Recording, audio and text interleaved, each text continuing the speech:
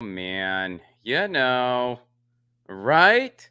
Can you feel it? I'm wearing a hat. I am wearing it. I'm waiting for everything to wake up.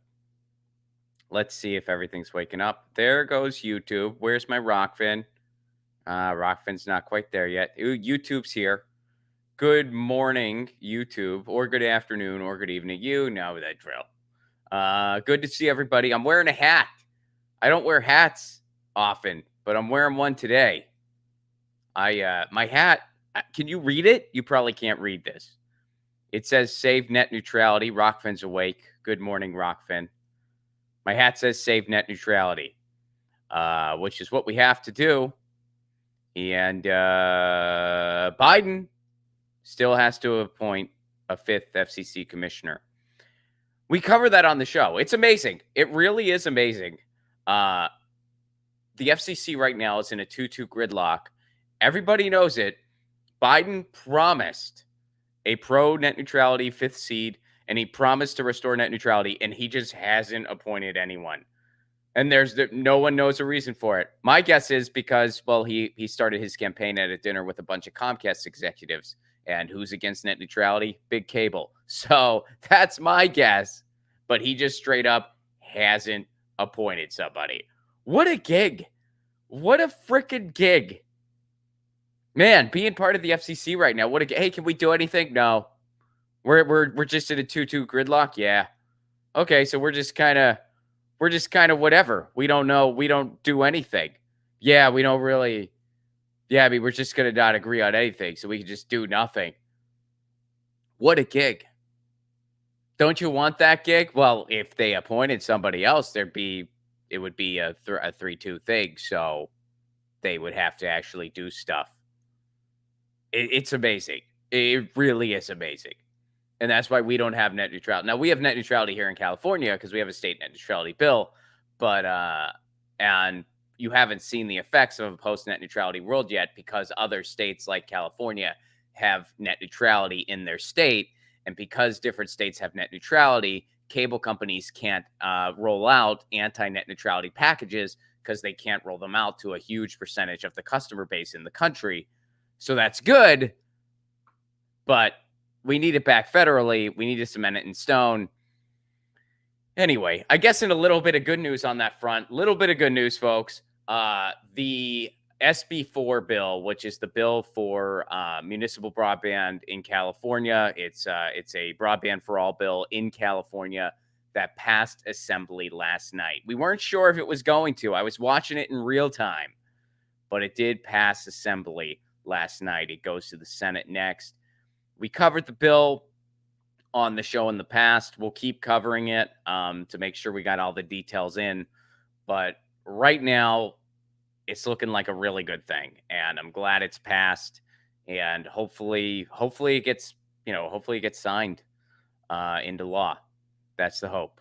So we'll see what happens. But it did pass assembly.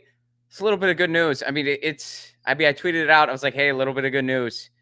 I know that these victories are small, and they are, and I can't, I'm not going to overstate it. But man, you really got to grab onto these small victories when you get them, because that's all we have. I mean, that's really all we have as far as in the political realm are those small victories. So it's like the victories where something positive happens in your community, the victories of digital rights, the victories of, you really got to cherish those. And hey, they add up. So I'm not trying to overstate things or understate them. This is definitely a big deal. This is definitely a win. And we got to take these wins where we get them because they're so freaking few and far between. They're so freaking few and far between. I don't know what it feels like as far as a candidate goes to win an election. Like, I have no idea what that feels like. I've never had my first choice of candidate win on any level ever in my life. It's never, ever happened. Not directly. I mean, there's people that I wanted to see win that have gone on to win. But like, as far as like something that I myself have voted in, it's never happened.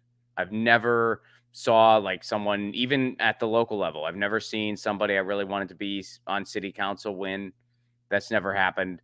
Um, again, that I myself have voted for. I've seen people on small levels, become mayor or something like that, or like I've seen some congressional people I wanted to see win. I've seen them win, but it wasn't my district. I've never had a direct. I guess direct is the way to put it. A direct win in American politics. Hey, Lucy's here. I've never had a direct win in American politics in my lifetime. But a win, a big win, is that she's feeling better. That's big. She knows. She's like, he's talking about electoralism. He's going to be pissed off. I better jump up there. She knows. She knows. Whenever she hears that word, she said electoralism, electoral politics. She's like, my human needs me. Isn't that amazing? You're an amazing cat, Lucy. By the way, this is the patron stream / Rockfin Premium stream. This is the laid back stream where I respond to stuff the patrons send. It's casual. It's not prepared ahead of time. It's just fun, and it goes out to everyone initially. You're not stealing anything by seeing this. There's always one person who says that. like they game the system. They're like, I'm not a patron, and I'm watching this. I've won. I'm stealing from a comedian who talks to a cat and streams in his living room. I am fighting the machine. No, you're not. This goes out to everyone. It goes out to everyone initially on Rockfin and on YouTube, and it's free on Rockfin. It's free on YouTube. But then the replay of this is only available to patrons, and Rockfin Premium members. So it goes out to everyone. And if you have any questions, please do leave a Rockfin tip or a super chat, and I will get to as many of them as I can. Blah, blah, blah. You get it. Yeah. Oh, Lucy. I know. Somebody complained that I wear I hope you like my hat, by the way. Clothes are on my mind. I'm thinking about it. Like my hat. You can't read it, isn't it? Here, how close do I have to get? Can you guys read it now? A little bit. Can you kind of read it? Even now, like I'm sticking my head in the freaking camera. Fight for the future. I love you guys to death, but the print needs to be bigger on this hat.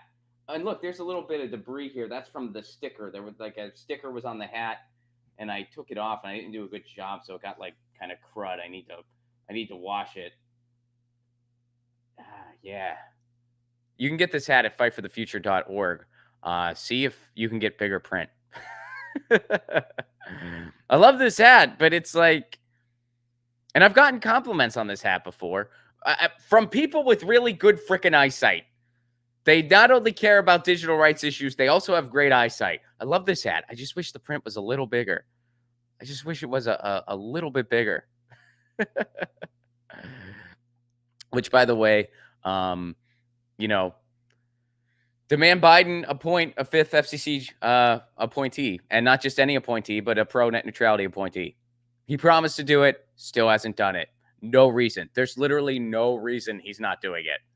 It's not like this is some time-consuming thing. He has other things on his plate. Remember that excuse Obama gave every 5 seconds?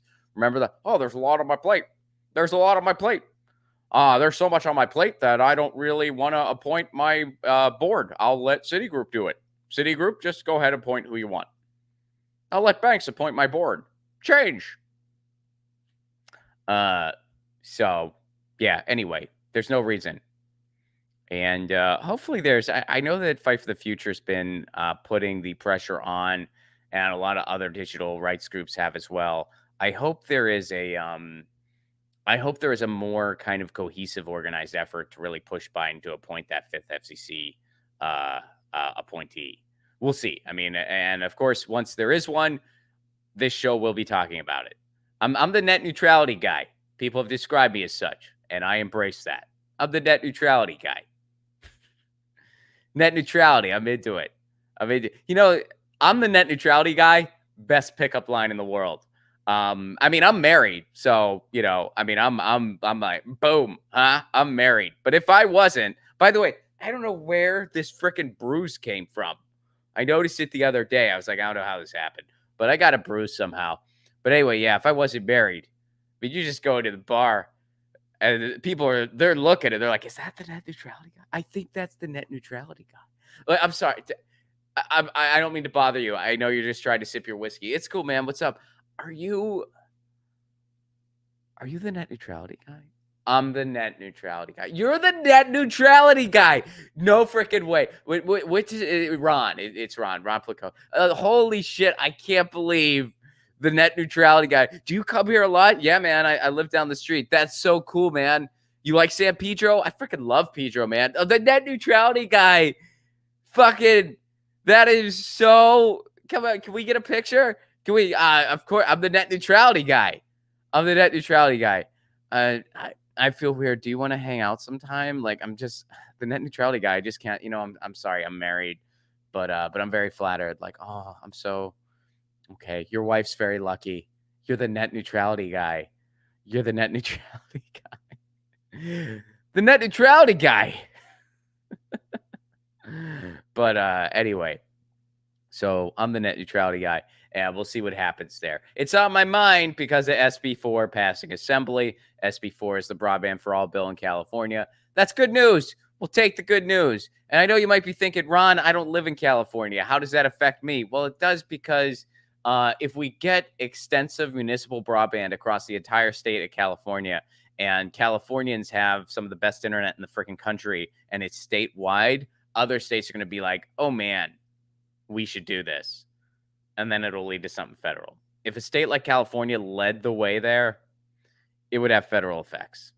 So, yeah. Net neutrality guy, huh? Digital rights Ron. That's, huh? Get it trending. Someone do a hashtag net neutrality guy on Twitter. I'll retweet it. Someone to be like, hey, it's the net neutrality guy. Holy shit. That should be oh, man, I'm totally going to make that sketch. That's got to be a sketch. It might be a little too inside baseball. Like, I don't know. Like, that might be a little, if it's just like, holy shit, net neutrality guy. And I'm like, yeah, I'm the freaking, like, you guys will be like, well, we get it. But everyone else will be like, I don't, what? So there you go. Anyway, yeah. So let's move on to the patrons. This one is from Nina. Nina says, by the way, anyone just tuning in, welcome to the Patreon/Rockfin Premium stream. Goes out to everyone initially. Replay only available on Patreon and Rockfin Premium. And if you want to join my Patreon, patreon.com/Ron Placone. For a give what you can level, you can get your own theme song. I got more theme songs coming.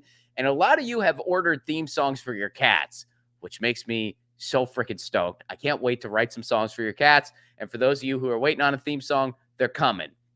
I know I've been a little slow on the theme songs as of recent.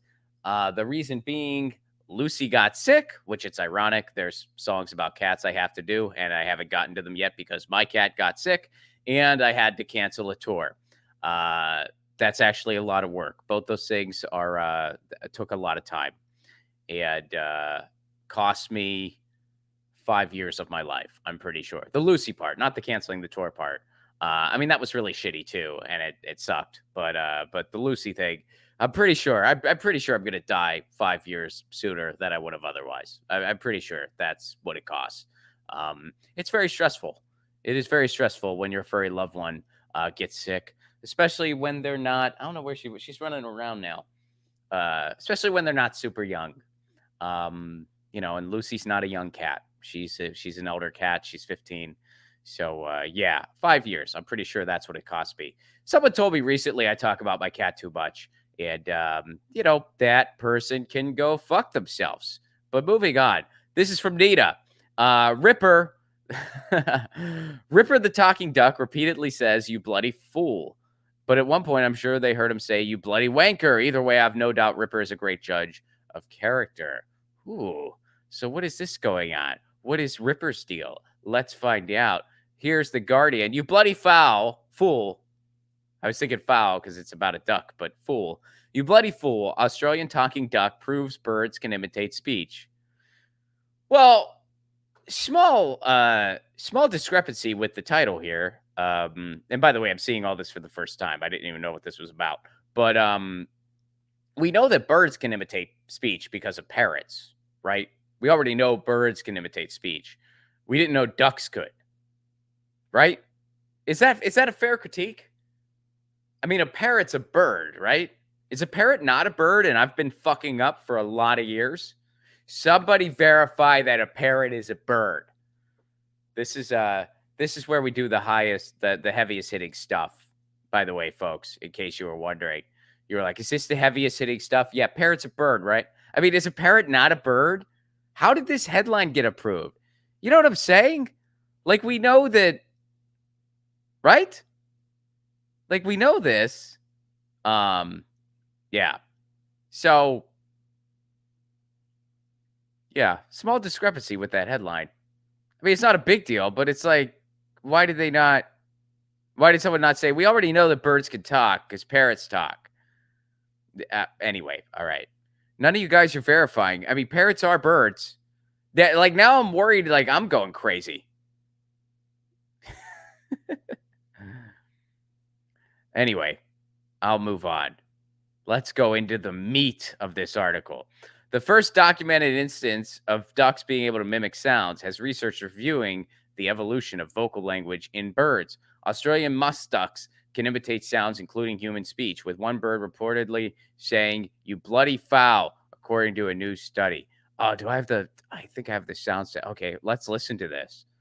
All right, let's see if he says it. You guys ready? Here, let me turn up the volume. This is the casual stream, folks. I don't prepare in advance for this one. All right, ready?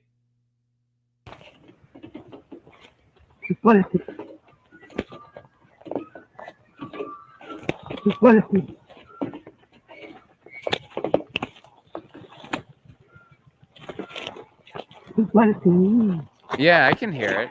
I can hear it. Yeah. That's a duck.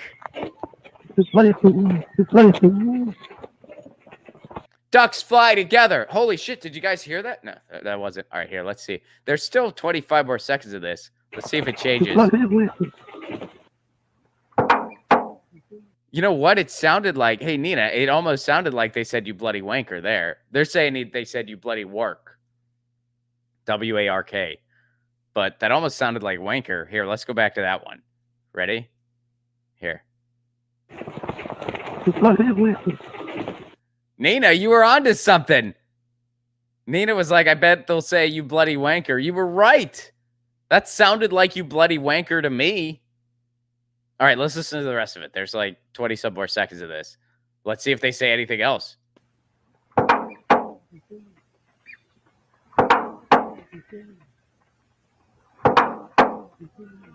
A duck's doing that?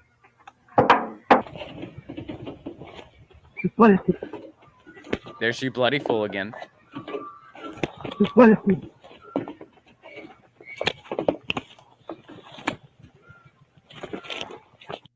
All right. Well, I think I'm going to make that my ringtone. That's pretty cool. So a duck could talk.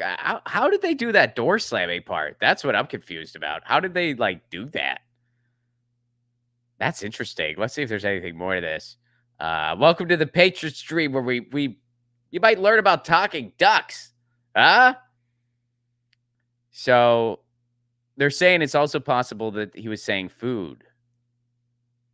So I can imagine the caretaker would jokingly say, "Here is your bloody food." Interesting. So maybe they were saying, "Your bloody food, your bloody food." Man. Well, that's pretty cool. Guys, you know, society's collapsing, but we can all take a little bit of solace in, hey, ducks are talking. I mean, maybe that, who knows the Bible really well? I've read it once, but it's been a lot of years. Is there a thing in Revelation about ducks talking? Because maybe I'm a believer now. Maybe if they're like, yeah, the ducks start talking about fools and wankers, and that's when that was like one of the things that Revelation. So the world's ending when the ducks start saying shit. They're just like, I don't think, is this a direct interpretation? Should we interpret this literally? Maybe this is symbolic for something else. Turns out this was literal. It's in Revelation. Fine. If there's a place in Revelation where ducks start talking. I might start going to church again. I I might switch up here. I might switch up. Become a church comic. That's a racket, by the way. That is a total racket. Church comedy. You could make so much money doing that. Um, I performed at a church once and didn't know. Every time I think I've told you guys that story before. I'll do the Cliff Notes version for anyone who may be hearing it a second time. But yeah, this one time I was booked on a weekend, and the way road comedy works, or the way it used to work. I don't even know if this is still the case anymore. Who knows? I mean, this would have been like 2011, 2012, so it's a few minutes ago. And the guy who booked these shows, he was a pretty OG guy, even for that time, if that makes sense. Like even for like it being like 8 or 9 years ago, this guy was still pretty OG for that time. Like he would mail your itinerary, physically mail it to you. He would email it to you too, but he'd also mail it. I don't know why he did both. It seemed pretty pointless, but he did both. So I got my itinerary, and it just gives you the name of the venue and the show time, and then it gives you your hotel info, and that's all it tells you. It doesn't tell you anything else. And then it tells you if you need to work clean or not, which both of these things are like you need to work clean. And I don't curse a ton. I mean, I'm still by definition a clean comic. I just don't curse that much. So, I wasn't a dirty act. So I was like, that's no problem. I basically just, for me, it's like if I'm comfortable, I may say shit or fuck. And if I can't do that, just let me know ahead of time. That's about it.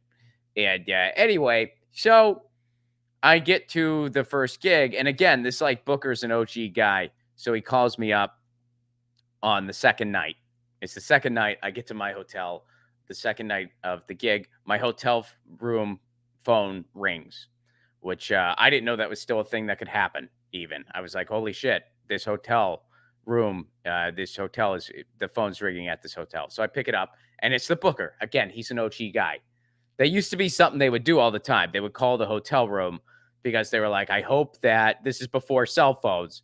So they're like, "I hope that the comic didn't go on an all night bender and is passed out in a gutter somewhere and made it to the next gig because it's a 2 night run. There's a Friday, Saturday, and I don't want my comic to not be showing up to the second night." That's why they would call the hotel room. And this guy did it, even though like I had a freaking cell phone. He knew that. But anyway, he calls the hotel room. I pick it up. I'm thinking something's wrong.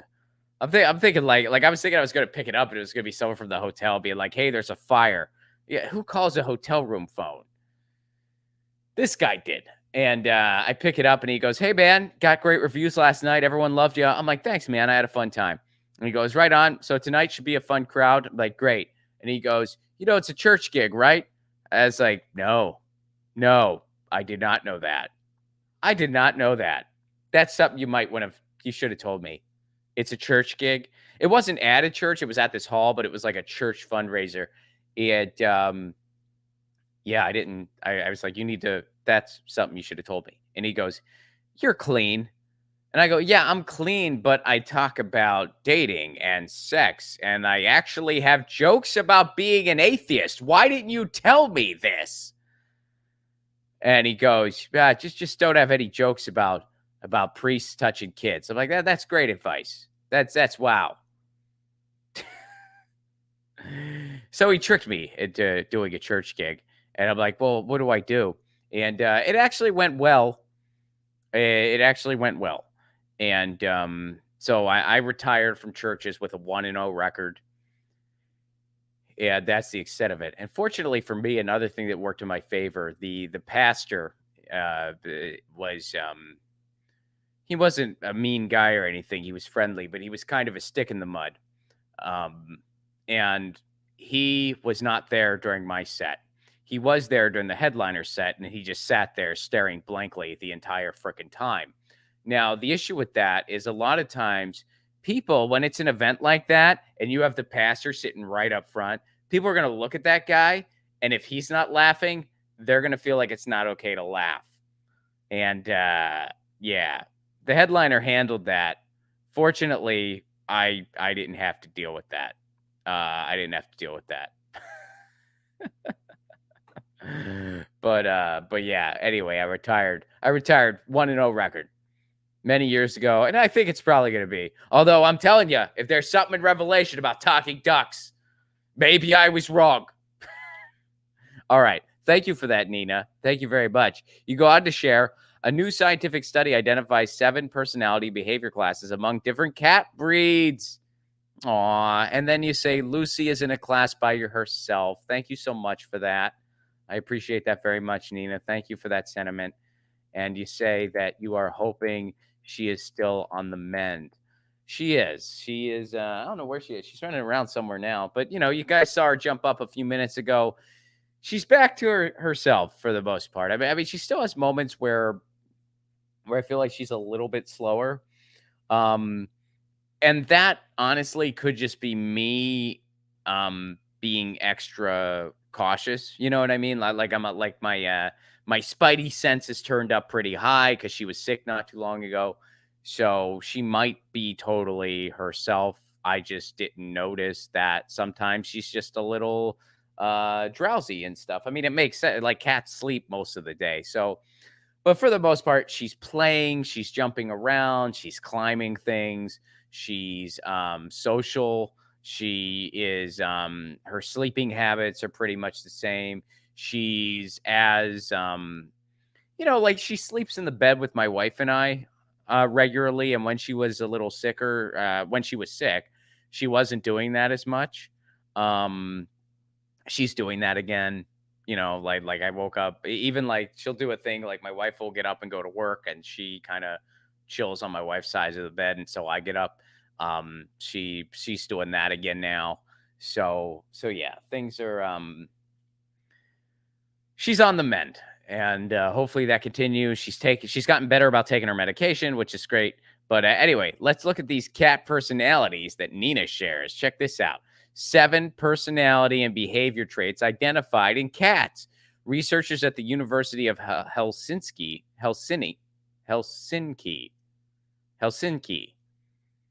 I butchered that, I think. Researchers at the University of Helsinki have developed a new comprehensive questionnaire for surveying feline personality and behavior. A data set of more than 4,300 cats representing 26 breed groups revealed 7 personality and behavior traits with significant differences observed between breeds. Cats are our most common pets, and feline behavior is increasingly. Okay, so what are these differences? Okay, so questionnaire 138 statements: activity, playfulness, fearfulness, aggression towards humans, sociability towards humans, sociability towards cat, litter box issues, excessive grooming. All right, so what are these 7 things? Feline behavior, blah, blah, blah, blah, blah. Yeah, we get it. I want what are all right. They don't tell us all these different personalities. There's just all these factors. All right. In addition to individuals, clear personality differences can be found between breeds. In other words, certain personality and behavior traits are more common among certain cat breeds. The most fearful breed was the Russian Blue, while the Abyssinian was the least fearful.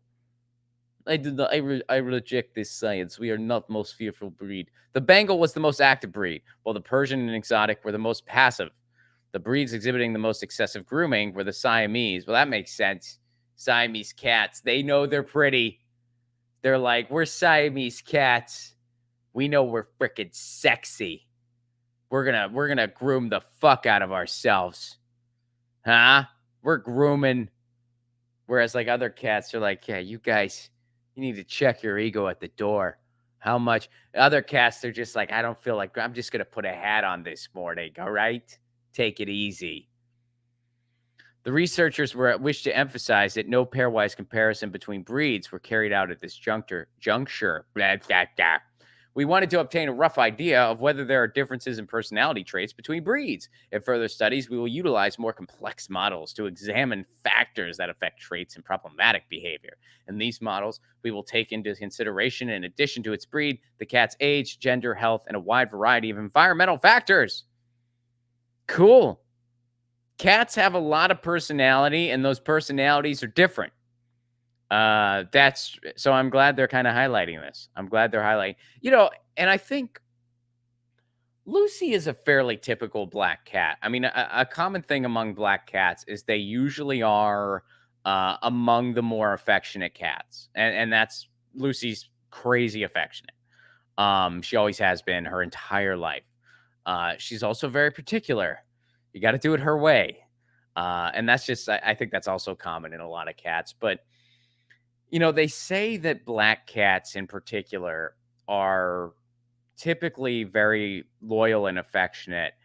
And they say the reason that is because they know that they face some persecution. Which it's absolutely remarkably ridiculous beyond comprehension that there are still stigmas around black cats in 2021. That's baffling. It's absolutely remarkable. But there are, and the statistics are out there. And, there are a lot of cat rescues. They will not give people black cats during the month of October because they're worried what people might want to do. You still find, there's still those statistics out there of people who kill black cats because they think they're bad luck, of people who deliberately run over black cats. To me, that is beyond remarkable. That first of all, people can have that type of cruelty to any animal. I mean, that's evil. That's if you can be that cruel to an animal, you are evil. And but that those stigmas still exist. And it really does give me pause sometime, pun intended, gives me pause because Lucy was a stray. Lucy was a stray cat. So what would have happened if the wrong person would have seen her? Maybe while they were driving a vehicle. What would have happened if she would have wandered into the wrong house? What would have happened? I mean, it's like, that's heavy shit. It really is. She didn't want it. She wandered into my house. And honestly, she must have had some foresight because we were just three drunk college dudes. And she's like, my people. We were just three freaking weirdo college dudes. And my roommate Sean went out to have a cigarette, and Lucy just ran in and wouldn't leave. And we are like, we'll keep her. And then eventually we got her fixed. I was pretty broke at the time, but I ended up saving up some money, and we got her fixed. And I think my mom actually loaned me a couple bucks for it. My mom spotted me a little cash to get my cat fixed. I was a senior in college at the time, and that's what happened. And yeah, so but yeah, Lucy had the foresight. Thank you for that. And then orange tabbies. I know that tabbies, they're a little more aloof. And I lived with an orange tabby for many years. An ex of mine had an orange tabby, and he kind of fit that stereotype. He was kind of aloof, a little clumsy. Um, he and Lucy, they got along for the most part, but sometimes they butted heads, and it was usually because like of his clumsiness. Like he was a lot stronger than she was, so sometimes he would just play too rough with her, and it would piss her off. And then she would just be like, what the hell, dude? And he'd be like, I'm just trying to play. And she's like, you're not doing it right. And Lucy's lived with dogs before too. And these dogs, this one dog that Lucy lived with for a period of time, he wanted to be her friend so bad. And she just hated him. He was about 6 times her size. And he was a big old dog. And he just wanted to be her friend so bad. And she was so mean to him. She wanted nothing to do with that. And he'd be nudging her, like, thinking, we're going to play, right? And her claws would be coming out. And she'd be like, yeah, motherfucker, we're going to fricking play. And then I would see this, and I'd be like, I have to protect this dog who's 10 times your size so that you don't claw his fricking face off. Because he wants to play, and you want to destroy him. So we're going to go now. And then I'd pick her up, and she'd be like, and I'd be like, okay, yeah, we're going. And the dog's like, are we playing? Is this us? We're going to do a thing? No, I'll take you on a walk later. But Lucy, she's going in here. She's going, yeah. Lucy's gonna not. You're not gonna. I'll take you for a walk. Lucy's not gonna be there because I love dogs too, and I'm still doing that video where I think cats are just as loyal as dogs. Now I shared a meme. The Los Angeles People's City Council tweeted this out, and I got a kick out of it, so I shared it. Where it said it was a bunch of cats, and it said all cats are beautiful. And they said the meme said we're not as loyal as dogs, but we don't tell cops where the drugs are. That's a funny fucking meme. So I shared it, even though I do think cats are just as loyal as dogs. I'm gonna do that video. I know I've been putting that off, but I'm gonna get to it anyway. I'm gonna get to that video. Um, so even though I have a small minor disagreement with that, with the information in that meme, it's still a pretty fucking funny meme. I shared it anyway, and I'm on board with the theme. But I do feel that the cats are just as loyal as dogs. It's just the way they show it is way different. Oh God, Alexander, we're gonna get to your thing really soon, but how can you ask me to pick between those three, dude? How? Alexander. This might be the most difficult question anyone's ever asked me, really. I'll get to this in a second, Alexander. But first, we got one more thing from Long Beach. What's up, Long Beach? And Long Beach, you say, at first I was concerned they were going after gig workers, but then I realized gig workers can't afford a bank account. All right, what's going on here? This is from AmericanBanker.com. What a gig. I'm an American banker. Screw you. Screwing over people since 1905. All right. Banks escalate over IRS reporting, fight over IRS reporting and Biden budget plan. The financial services sector is girding for an extended battle over a legislative proposal requiring banks and other institutions to report customer account data meant to bring in more federal tax dollars. The measure is being considered by lawmakers as a source of revenue in the Biden administration's proposed $3.5 trillion budget reconciliation plan. It could result in banks having to report transaction data for any account with at least $600 of inflows or outflows annually. So what would be cool is if this was used to actually come down a little harder on white collar criminals and people who are evading taxes. But $600, that's not a lot of money. That's not, I think pretty much all of us have transaction data that has $600 worth of inflows or outflows in a freaking given year. I'm pretty sure most of our rents are more than $600, so we probably have a check or a payment of some kind more than $600 every freaking month. I know I do. So they'll probably come down on small people. I mean, keep in mind that statistic where somebody who makes $20,000 a year is more likely to be audited than someone who makes $250,000 or whatever that statistic is. I forget those exact numbers, but the point is, and it's a proven fact, somebody who makes a small amount of money in a year is more likely to get audited than somebody who makes a lot. So yeah, this will be used to screw over little guys. This will be used to screw over we the people. This won't be used the way it should be used to actually punish powerful people who are really evading taxes. It'll be used to nickel and dime the working class. Because, they want that war money and they want to keep you poor. That's what they really want. So thank you for sharing that, Ken. And yeah, you say that. So that's in the 3.5 trillion budget reconciliation plan. And isn't that America for you? Isn't that American politics for you? We're to get some decent things. And there are some decent things in the $3.5 trillion plan. Does it go far enough? No, it does not. But is it better than nothing? Yes, it is. But again, there's all these little pills in there. There's all these little poison pills. And that's the American way. That really is. It's just like, HR1. I believe it was HR1, right? But it was that thing that, it had a lot to do with voting rights. And there were some good things in that bill. And a lot of it were things we should have just already had. But there were those poison pills that screwed over third parties because they could not have that. It's absolutely amazing. Thank you for sharing this, Ken. Thank you very much. I appreciate it. So thank you to Nina and thank you to Long Beach for this week's topics. And let me go over to the chat, which, by the way, please do, if you got a question, a Rockfin tip, or a super chat, very welcome and very much appreciated. And I will get to as many as I can. Alexander,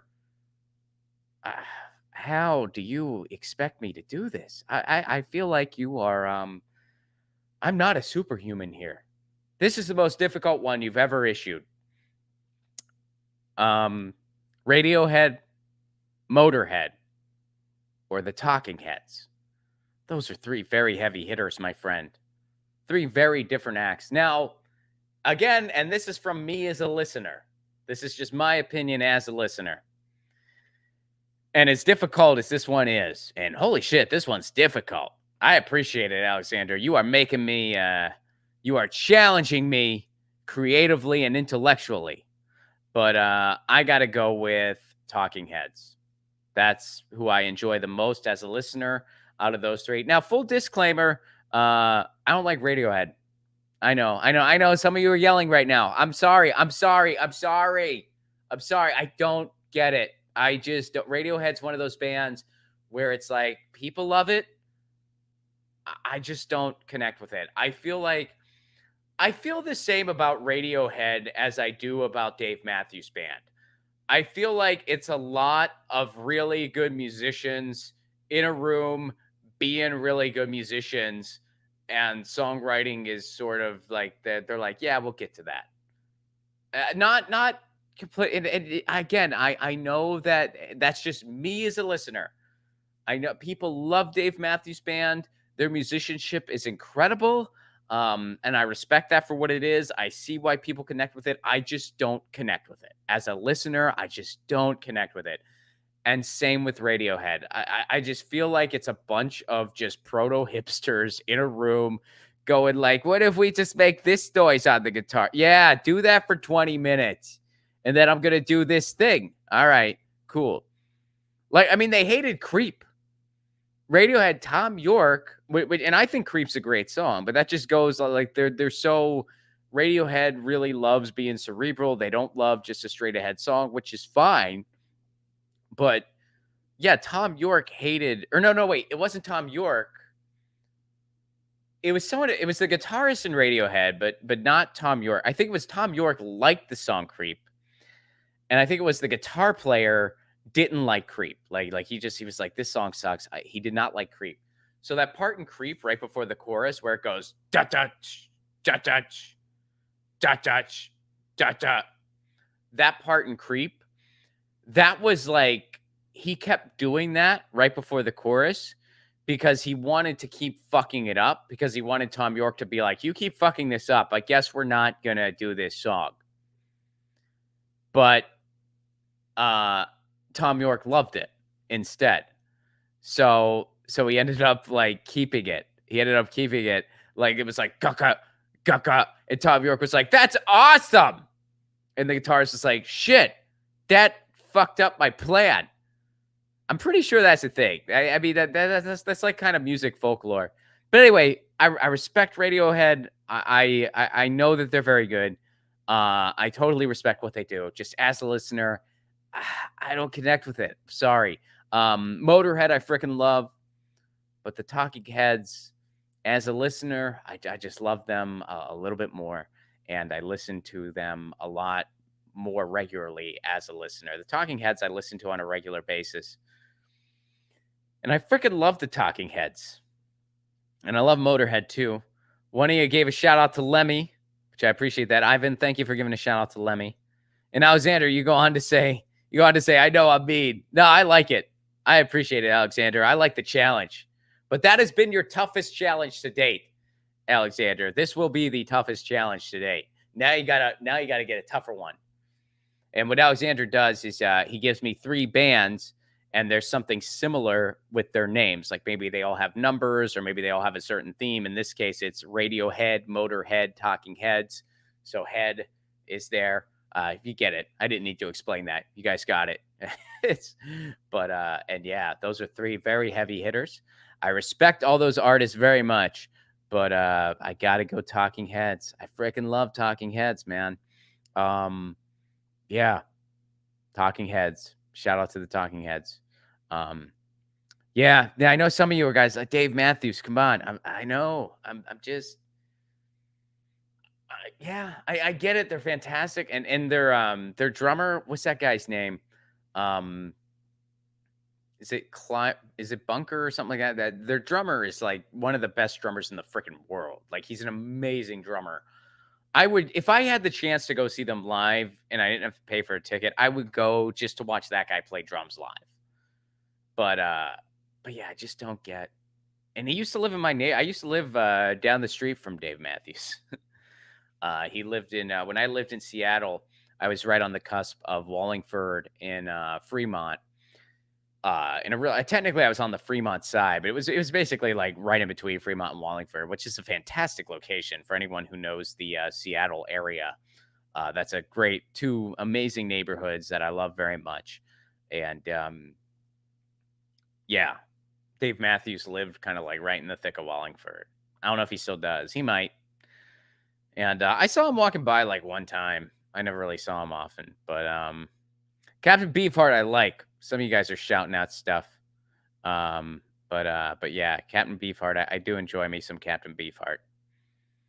And I didn't, it was weird, man. When Beefheart, when he died, I didn't really dig it. Like the guy on the radio was sort of like it was a little I didn't appreciate his send off for Beefheart because he's like, I never got what the guy was trying to do, but I like it. But he's dead. But he didn't say I like it. He was just like, yeah, I didn't get what he was trying to do, but he's. I mean, although I guess he had to say something and he was being honest.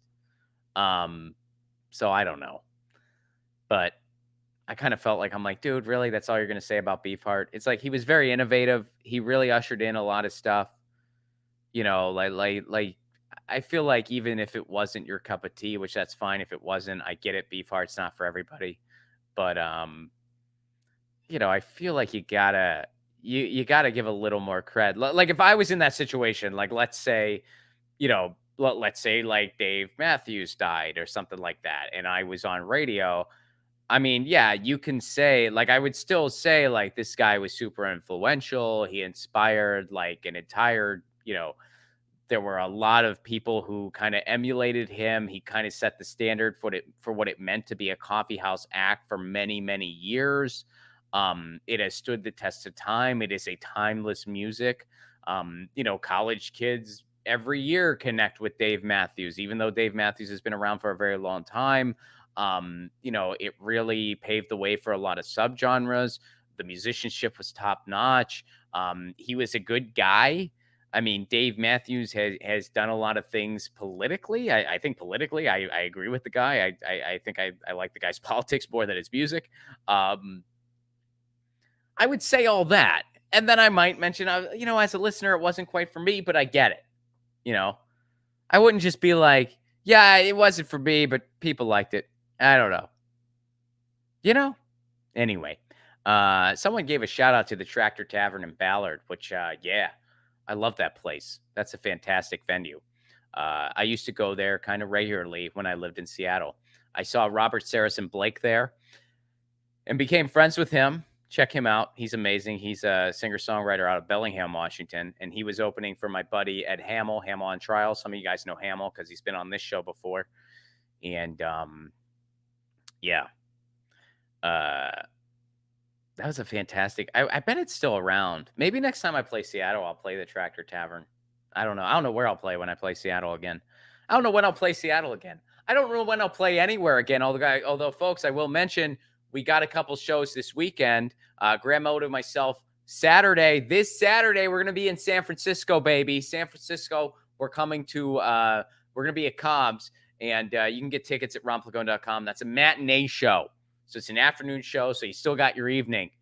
San Francisco on Saturday, Sacramento on Sunday. That's an evening show.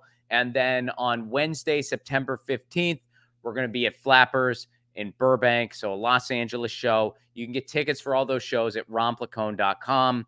And those are probably the only live shows that I'm going to have for a little while outside of some local stuff here and there. Because as you know, we canceled our October tour because of the pandemic. Didn't think I would have to say that a second year in a row. But here we are. Here we are. So yeah. Anyway, so we're doing a couple regional live shows because doing some local stuff is a little different than doing 20 cities in a row and going to a different town each night. So um God, it's making me depressed now because we're talking about touring. But guys, if you're in the California area, if you're in San Francisco, Sacramento, Los Angeles, please come out and let's just make these moments count. Unfortunately, these moments are still few and far between because we're not out of the woods yet with this pandemic. So let's just cherish every freaking moment we have. That's what I'm going to do. So I'm looking forward to having fun this weekend. I'm looking forward to having fun next Wednesday at Flappers. And we're just going to cherish every single moment we do have, as I've been doing so far this year. Every single moment I got on stage, I just cherish it. I just cherish every single minute because it's very precious. It's always been very precious, but it's a little more precious than typical because it's not as common. So and I can't wait to get back out there, guys. I really can't. It's just so sad. It depresses me so much. It's one of my favorite things in the world. And for 2 years in a row, I haven't been able to do it. And by the way, a lot of you have been reaching out and you've been saying, "Hey, we know that things are, things suck because you had to cancel 2 years worth of tour dates." And yeah, I have. I mean, all live performers, they're suffering right now. Like all of us are, we're all taking a hit, and we've been taking a hit for 2 years. So anyone who's a live performer, a musician, a comedian, whatever, we're all taking a hit. And some of you guys have been like, "Well, what can we do to support?" Well, first of all, for patrons, you're already. I mean, yeah, being a patron, best thing you can do. Being a patron, Rockfin Premium member, again, patreon.com/Romplicone for a give what you can level. You get all kinds of perks. Another thing you can do, GoFundMe for my movie. My movie Left at Wall. You can go to GoFundMe.com. You can just type in Left at Wall and it comes right up. And I'm going to drop it in the chat too. I've been dropping it in the chat. If you are able and you want to make a contribution for that movie, there's all kinds of perks if you contribute. You can get some behind the scenes footage. There's a live screen. There's going to be a virtual screening with the cast that you can go to. There's also going to be you can get your name in the credits, and everybody who gives anything gets a shout out on a regular Get Your News On with Ron stream. I give everybody a shout out. So there's all kinds of perks, and you can check that out. I just dropped the link. And for those of you checking this out later, you can just go to GoFundMe.com, type in Left at Wall. You can also find this on my Rockfin channel, on my YouTube channel, and it's my pinned tweet. So you can find the movie. That's another way you can support what I got going on here. And a final way you can do it, if it interests you, I do sell my shirts online, folks. You can go to romplicone.com, go to the store section, and you can buy a single payer meow shirt. It says single payer meow, and there's a cat on it. You can also get a Howdy Howdy t-shirt, and you get a free button with every order while supplies last. And I'm running low on buttons. So if you want to get a free button, place an order soon. You can do that at romplicone.com. So those are 3 ways. If you want to support what I got going on, those are the best 3 ways to do it. Best way, become a patron, patreon.com/Romplicone. Another way, make a contribution to my movie. If you want to see this movie get made, any contribution is much appreciated. And another way, romplicone.com, buy a t-shirt. My wife will really appreciate you for that 3rd way, because there's a bunch of merchandise that was supposed to get sold over 2 years worth of tours that is still sitting around because 2 years worth of tour dates have been canceled. Ouch! Just saying it hurts. So there you go. And I appreciate y'all reaching out in that regard. Thank you very much. Thank you, Alexander, for the Rockfin tip. And thank you, Denny McCarthy. Thank you so much, Denny, for the Rockfin tip. Thank you very much. You helped keep this show on the air. So thank you for that, Denny. And thank you very much for that, Alexander. And thank you to Ken, Long Beach and Nina. Thank you for this week's topics. Again, folks, this has been the patron/Rockfin Premium streams, where I respond directly to the patrons and Rockfin Premium members. Nothing is planned ahead of time. It's just a casual chatty chat, and I respond to your questions. And yeah, that's just how we do it. This is the casual chatty chat. And thank you, Ivan, for the shout out. I appreciate it very much. And thank you to everyone. And again, Got a couple shows coming up in California. Get your tickets. Don't wait. RonFlacone.com. And thank you so much for your support. I could do none of this without you. And I got some exciting news in coming up. There's going to be some exciting things coming up. Some things are changing and changing for the better. So I don't have anything to announce yet, but there's some exciting stuff coming up, especially for those of you who enjoy the music and politics connection. So stay tuned. And in the meantime, y'all know the drill. Lucy, where is she? She's running around somewhere. But Lucy, she says meow, and I say peace. Peace.